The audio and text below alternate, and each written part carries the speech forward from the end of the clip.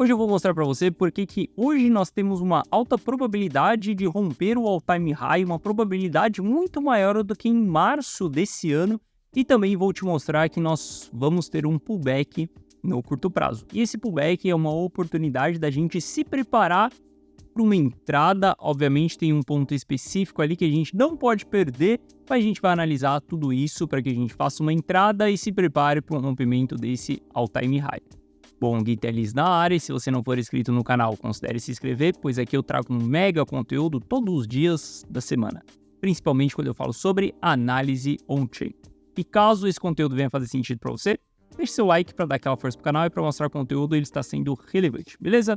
Bom, mas chega de papo, bora ver gráfico, que é o que nos interessa aí. Olha só, quando a gente olha para esse indicador aqui, a gente consegue entender essas zonas onde a gente tem uma alta probabilidade de formação de topo, onde a gente tem uma alta realização de lucro, por exemplo.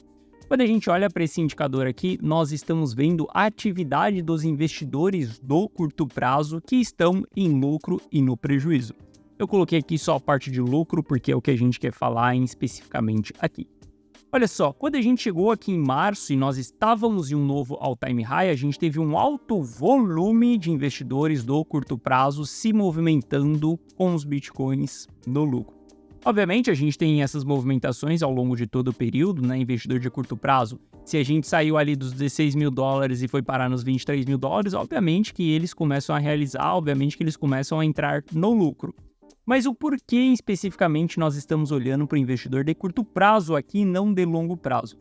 Porque nesse momento a gente quer entender se a pressão, o lucro que esses caras detêm na sua mão, lembre-se que o investidor de curto prazo, ele tende a vender as suas posições rápido, ele não tem paciência suficiente para esperar todo o ciclo, por exemplo.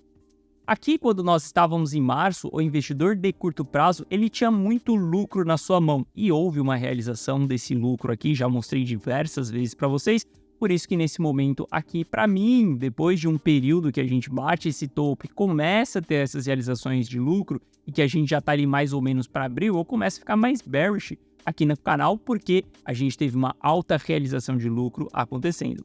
Nesse momento nós estamos subindo e o investidor de curto prazo ele não tem tanto lucro assim. E olha que Bitcoin ele está próximo dos 70 mil dólares. A gente bateu ontem ou antes de ontem, ali agulhou nos 70 mil dólares certinho. Ou seja, nós voltamos dentro dessa zona. O investidor de curto prazo ele não está com tanto lucro assim.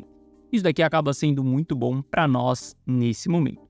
E quando a gente começa a avaliar essas bandas para a gente entender se estamos dentro de uma zona de alto risco ou não, veja que em março a gente bateu dentro de uma zona de alto risco, aonde a gente conseguia entender que, cara, havia uma alta probabilidade de realização. Significa que porque a gente bateu dentro de uma banda de alto risco, a gente vai ter as realizações?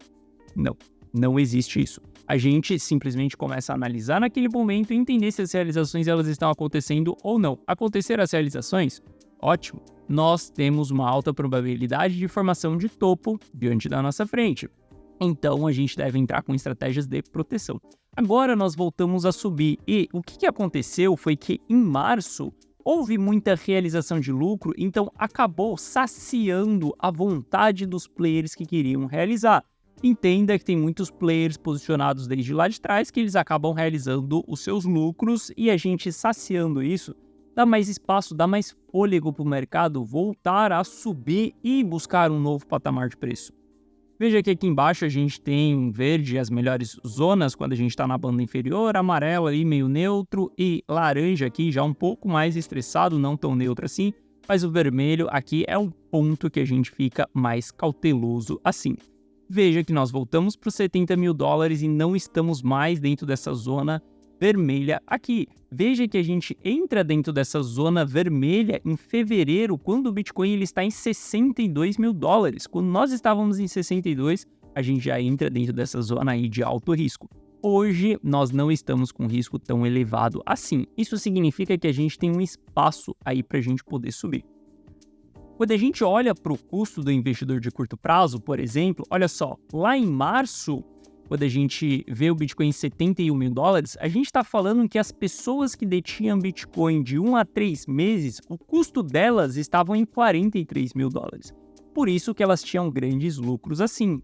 E para as pessoas que tinham Bitcoin de 3 meses a 6 meses, o custo delas estava em 36 mil dólares. Olha a grande diferença que a gente tinha aí. Sim, essas pessoas realizam lucro porque elas tinham muito lucro no bolso. Agora, veja como que é diferente nesse momento. Hoje a gente olha para o custo de quem tem de 1 mês a 3 meses nas criptos, ela tem um custo de Bitcoin de 65 mil dólares, e quem tem de 3 a 6 meses, ela tem um custo de 72 mil dólares. Ó, voilá! Está aqui o motivo pela qual as pessoas que entraram de março para frente, elas não têm tanto lucro assim no bolso. Não adianta, meu amigo, se você entrou de março para frente, você tá com uma alta expectativa de que o negócio só vai subir e que o seu lucro ele vai cair no seu bolso no dia seguinte. Não é assim que funciona. Você entrou dentro de uma zona de lateralização. Você entrou dentro de uma zona onde o preço ele não está se movimentando. Então não espere que posições montadas de março para cá elas estejam com alto lucro, porque o mercado ele não está se movimentando. Se ele não está se movimentando, significa que tudo que a gente vem fazendo de compras, a gente só está aumentando a quantidade do ativo que a gente tem, não a quantidade de valorização, por exemplo, porque o preço ele está andando de maneira lateral. Então, por exemplo, todas as carteiras que utilizam estratégia DCA, desde março, elas não estão performando bem. É simples, porque a gente não tem o mercado performando. Se você está fazendo um DCA, você está aumentando a quantidade do seu ativo nesse momento, mas a performance ela não acontece, então não dá para você também esperar grandes movimentações do mercado. É super importante que Bitcoin ele se mantenha acima desses dois custos, tá? A gente não pode perder os 62 mil dólares ali. E olha só, eu comecei esse vídeo falando para você que a gente tem uma probabilidade alta de um pullback no curto prazo. Eu vou te mostrar isso dentro do gráfico intradiário. Eu vou te mostrar quais são os alvos também do price action. Mas saiba que a gente não pode perder os 62 mil dólares. Se a gente perder os 62 mil dólares, as coisas começam a ficar bearish mais uma vez. E lembre-se, nós jogamos um jogo de xadrez e nós somos as peças pretas. O mercado é a peça branca. Quem faz a primeira movimentação é a peça branca. Então, nós dependemos da decisão do senhor mercado para que a gente possa tomar todas as nossas decisões também.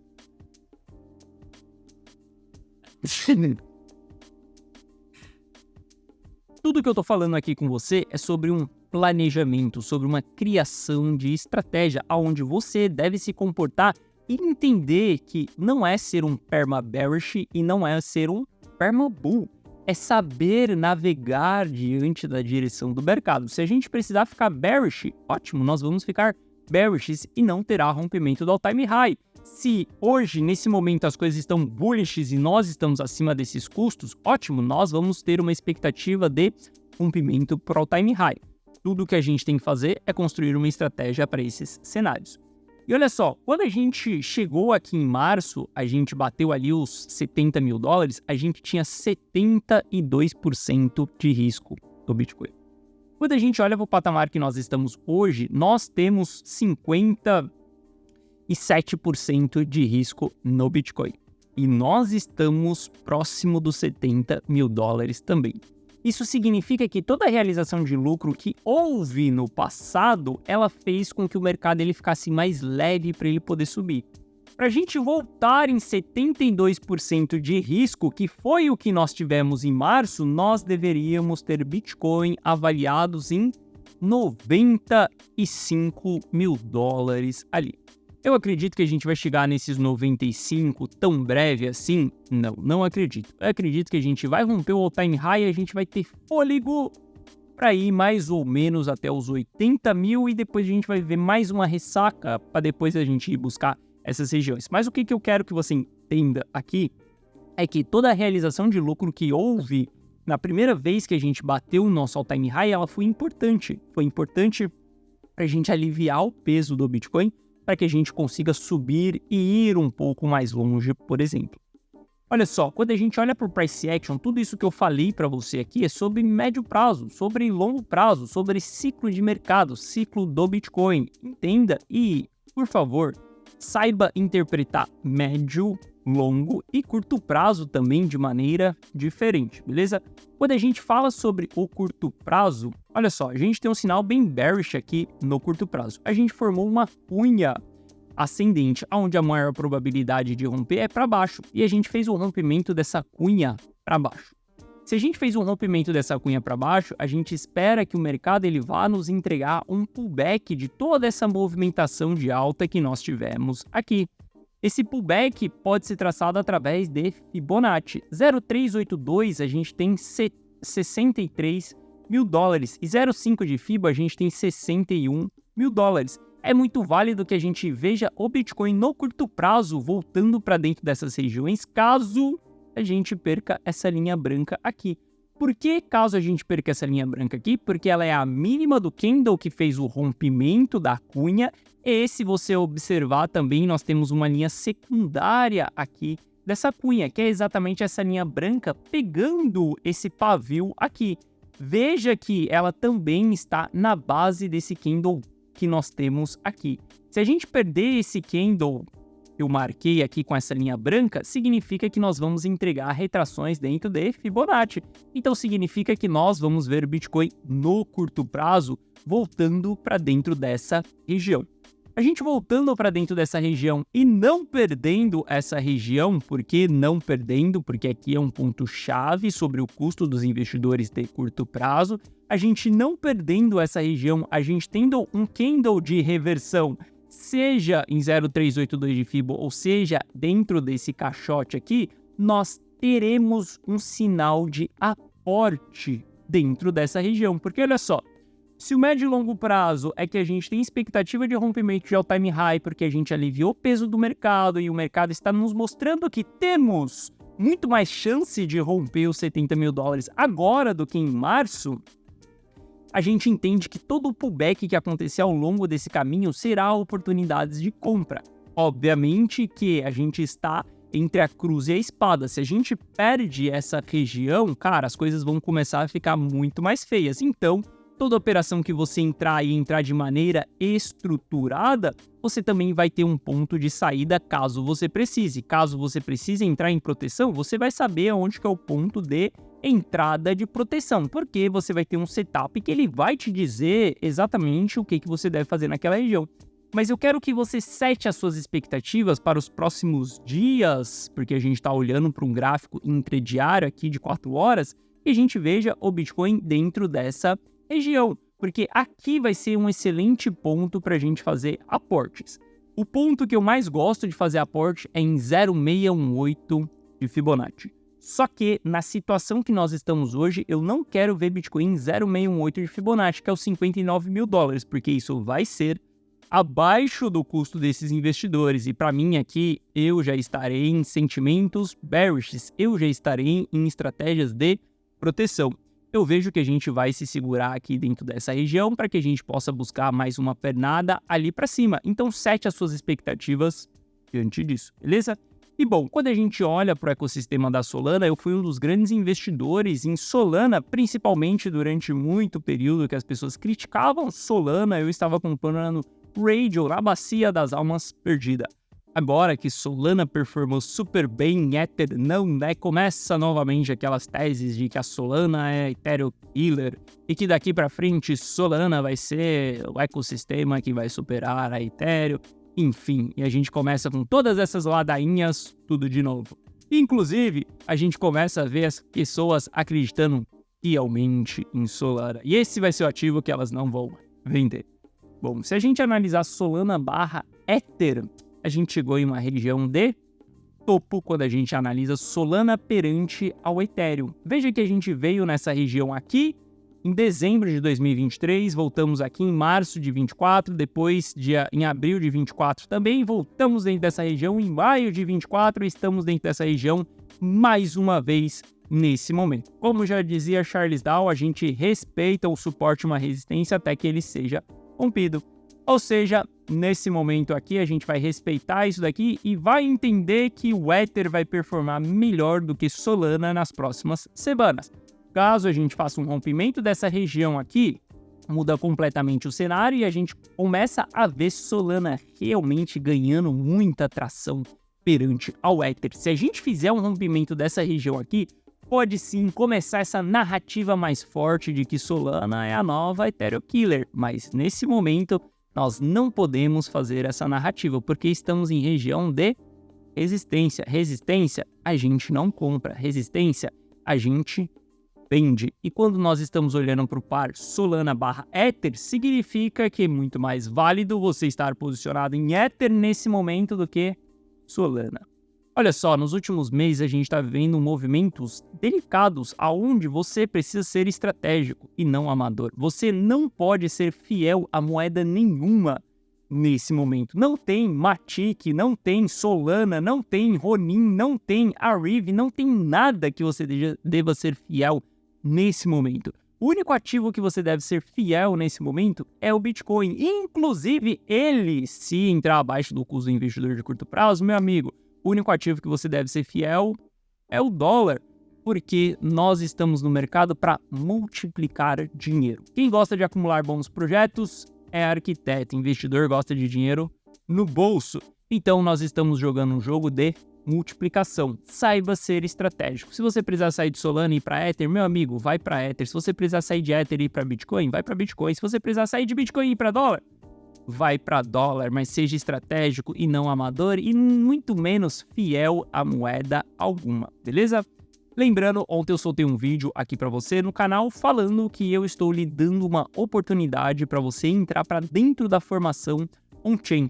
Uma formação onde eu vou te explicar como que eu analiso o mercado e como que eu também utilizo o meu mindset, tá? Dentro dessa formação, você vai entender os princípios estratégicos que eu utilizo dentro da minha cabeça, você vai entender o meu mindset que foi necessário para que eu chegasse no meu primeiro milhão, você vai entender sobre ciclo monetário também, que é super importante, além de você aprender sobre price action, que é antecipando movimentos, e desvendando topos e fundos, que é sobre análise on-chain. Caso você queira entrar para essa formação, inclusive você vai ter isso daqui no seu celular, um app com inteligência artificial ainda para você poder tirar as suas dúvidas. As gravações são em qualidade de cinema e eu te garanto, você vai ver o melhor conteúdo sobre análise dentro dessa plataforma. Se você quiser fazer parte da formação on-chain e saiba que eu nunca abri essa formação publicamente aqui no YouTube, sempre quem teve acesso a essa formação foram os membros de dentro da comunidade on-chain.